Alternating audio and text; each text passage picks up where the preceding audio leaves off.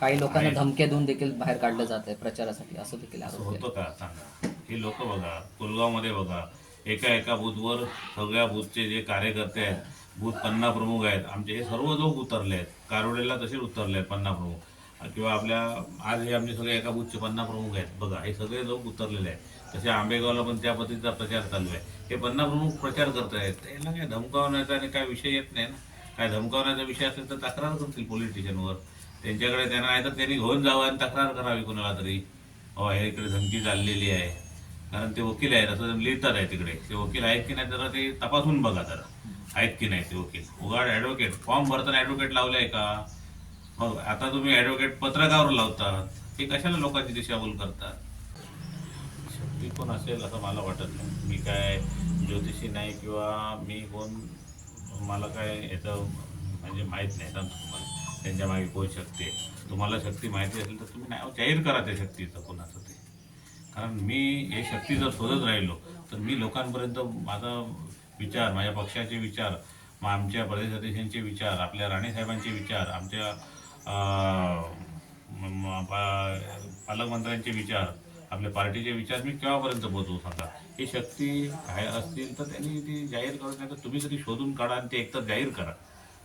काल मायकल डिसूझाने एक असा आरोप केला की मध्ये किमान 5,000हून जादा मताधिक्य मिळणार आहे, हे मला पूर्ण खात्री आहे. एक झाले असं त्यांचं मत असेल तर नक्कीच भारतीय जनता पार्टीची इकडे ताकद फार मोठी आहे.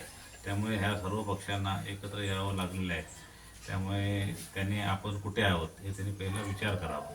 काल त्यांनी ते सर्व पक्ष एक झालेले आहेत, वेगवेगळ्या ठिकाणी वेगवेगळ्या निशाणे लावून निवडणुकीच्या सामोरे जात आहे. पहिला म्हणजे कोलगावमध्ये धनुष्यबाण ही निशाणी त्यांनी सोबत घेतलेली आहे.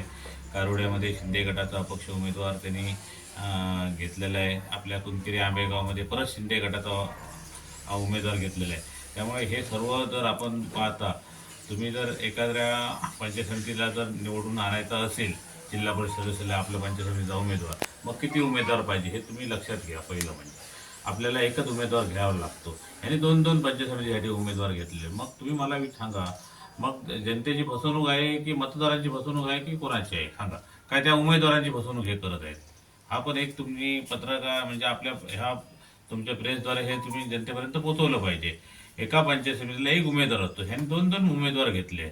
म्हणजे भारतीय जनता पार्टी किती ताकद आहे वान आहे ती तुम्ही लक्षात घ्या. इकडे संघटनात्मक जी ताकद आहे भारतीय जनता पार्टी ही फार मजबूत आहे. त्यामुळे असे त्यांना 2-2 पंचायत समितीला उमेदवार घेऊन निवडणूक लढवावी लागते. कोलगावमध्ये ते धनुष्यबाण घेऊन लढवावी लागते, कारण ह्यांच्याकडे स्वतःकडे कार्यकर्ते नाहीत फिरवण्यासाठी. म्हणून हे सगळे इकडून तिकडून माणसं गोळा करून ही फिरवली जाते. ही बघा, हे आमचे बूथवरचे कार्यकर्ते आहेत काम करणारे.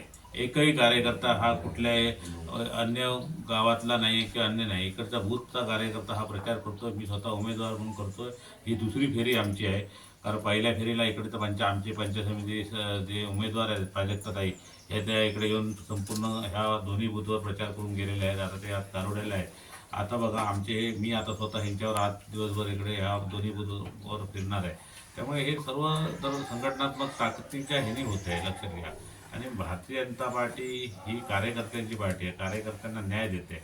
म्हणून एवढे बरे कार्यकर्ते आपल्या भारतीय जनता पार्टीच्या उमेदवाराला जिंकवण्यासाठी आज सर्वजण एकजूट जाऊन काम करायला लागले. तो प्रचार सुरू केलेला आहे आणि भारतीय जनता पार्टीने केलेला जो विकास आहे त्या विकासावर लोक फार आनंदित खुश आहेत आणि त्याचा आपल्याला फायदा नक्कीच ह्या जिल्हा परिषद पंचायत समितीच्या निवडणुकीला होणार आहे.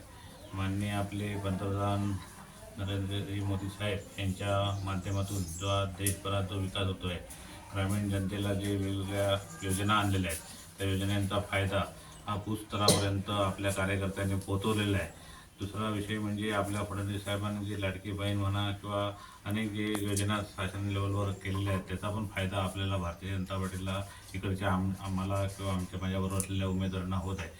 ह्या सर्व बाबी आज आपल्या पालकमंत्री आपले नितेश साहेब असो किंवा आपले राणेसाहेब असो किंवा आपल्या इकडं आपले चव्हाण साहेब असो यांच्या माध्यमातून अनेक विकास कामं ह्या भागात झालेली आहेत आणि ह्याचा सर्व फायदा हा आपल्या ह्या इकडच्या आम्हाला उमेदवारांना आपल्याला निवडण्यासाठी होणार आहे.